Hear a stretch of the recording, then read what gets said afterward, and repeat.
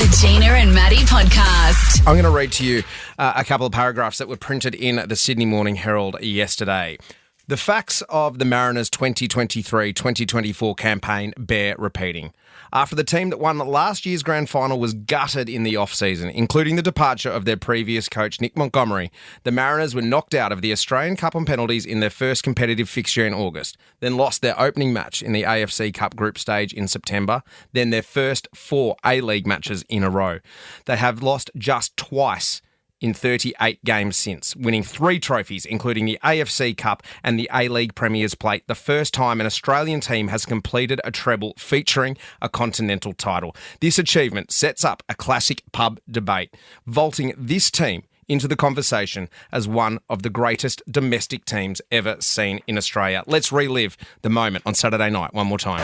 They're built of spectacular stuff, and they are champions of Australia and treble winners for the first time in A-League history. And they're coming from everywhere to celebrate the moment.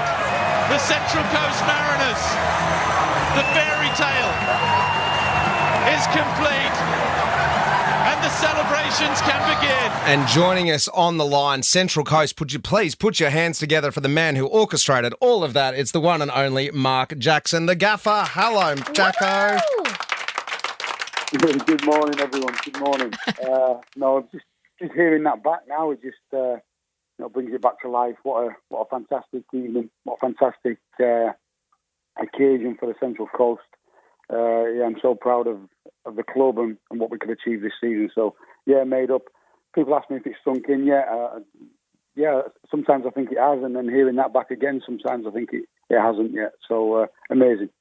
Absolutely, Jacko. So the last couple of days, I'd imagine, have been a bit of a blur for you. Have you sat in it? Have you watched any of the footage back? Have you been able to relive any of it? Yeah, I watched the game back last night, actually, and...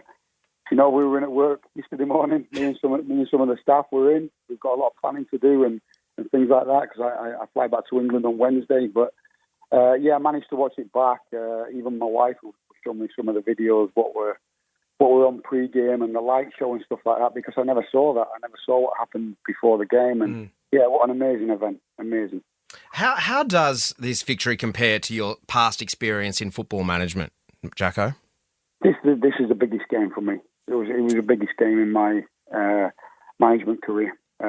Unbelievable, for sure. It was just everything about it, the build-up to it in the week, seeing all the fans, seeing like yourselves up at the training ground and stuff like that, the lead-up to it. We always said we never took focus on what we needed to do and what we needed to achieve, and that takes a big thing from a group of players to remain focused but still embrace what the week was leading up to it. And then the occasion itself and the way we did it as well, keeping fighting right until the end, never letting go of that belief that we could do it, and then getting it over the line in extra time. Amazing. It's right at the top for me. You couldn't have scripted it any better. The stadium was shaking on Saturday night up there in the stands when it went into extra time. It was absolutely incredible. When you signed on, I don't even know if it might have even been 12 months ago, when you signed on to come to the coast, did you have any idea what this club meant to the people of the coast?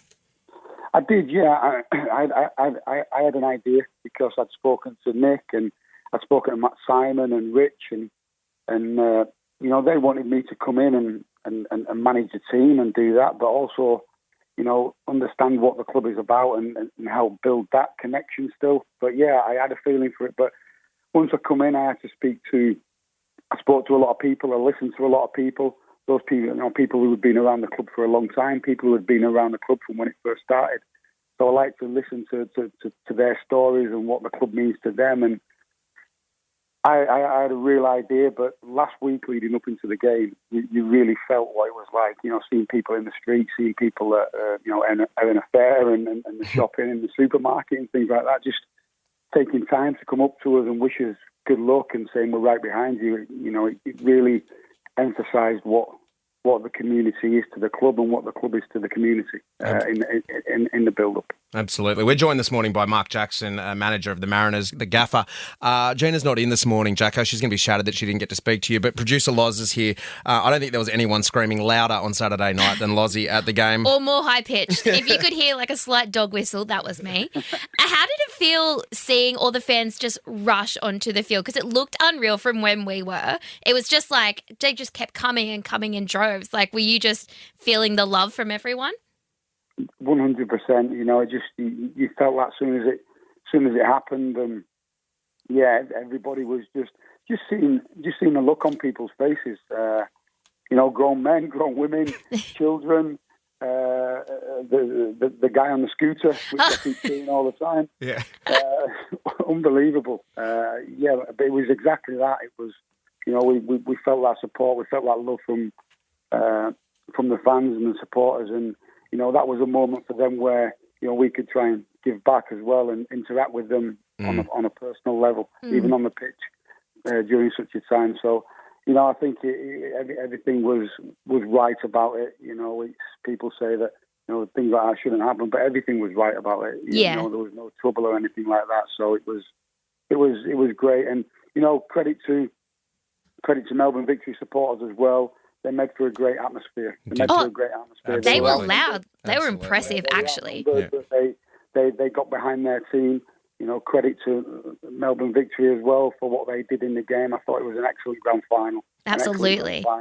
And obviously you guys went into celebration mode after, as you absolutely should. I imagine some of the boys are still going. So when did you wrap up the celebrations, and have you been getting life updates or status updates as to their process, proof of life and that kind of thing? Yeah, no, I've left them to it. The boys deserve that time to celebrate together. We had the event on Sunday, and then we spent a little bit of time in the Sunday afternoon. But I think myself and my wife and family were back home by about 8:30, so I managed to get to bed quite early. You did very well then. So that was all right. I'm getting too old for all that now. But from the footage I've seen, it looked like none of the boys even got much sleep. Some of them were sound asleep on their little party boat. Yeah, I don't think so. But I'm happy for them. They have to celebrate these moments. You have to soak it in, because absolutely, you know, they don't come around very often, and it's what a great achievement from them and everybody at the club. So I hope people are still celebrating. I hope that they celebrate long into the week coming ahead as well. But fantastic achievement, and so proud. Appreciate your time this morning, Jacko. I just want to touch on a couple of things. Danny Vukovic, obviously retiring. What an incredible career he has had, and you've managed to keep him in the club, and he's going to be working alongside you. Yeah, he's gonna work alongside myself and the rest of the staff. He's going to make that transition into the coaching side of the game. He's really excited for it. You know, even speaking to him after the game and the day after, he was really excited about that transition. He's actually on his coaching courses this week and next week, so he's got a lot of work to do. So good stuff. I'm sure he'll be the talk of the course and things like that. People will be asking him questions, but no, he's looking forward to it. We are. It's a new chapter in his career, and I'm sure he'll be very successful at that. And finally, just on Edo, Ryan Edmondson, who came over during the season, has obviously had a bit of a career with you. You must have been proud as punch when you saw him put both those balls in the back of the net on Saturday. Yeah, I mean, for us, like in any game, it doesn't matter who puts the ball in the back of that net. But you know, for Ryan to come over, he's not been with us long. He's immersed himself in the group and fitted in with the group, and you know, it's not an easy thing to do. So for him to get the goals, I'm really pleased for him on a personal level, and also Miguel de Pizio as well, being the youngest goal scorer in A-League Grand Final history. It's some achievement for a young man like that as well. Absolutely, Jacko. I'm not going to ask you about next year, because I'm just going to sit in and enjoy what has happened and unfolded this season, mate. Congratulations, also on a personal note to you, for being named Isuzu A-League Coach of the Year as well in your debut season. So all of the accolades that you are getting, you just well and truly deserve, Jacko. Thank you. I appreciate that, and thanks for all the support as well, and to yourselves and the station and all the listeners and supporters as well. Our pleasure, mate. Go enjoy, and just don't think about it too much, and we'll see you again next season. Yeah, lovely. Beautiful. Right, that is the manager of the Mariners, Mark Jackson, the gaffer there, and what an incredible year it has been for our Central Coast Mariners. The Gina and Matty Podcast. For more great comedy shows like this, head to novapodcast.com.au.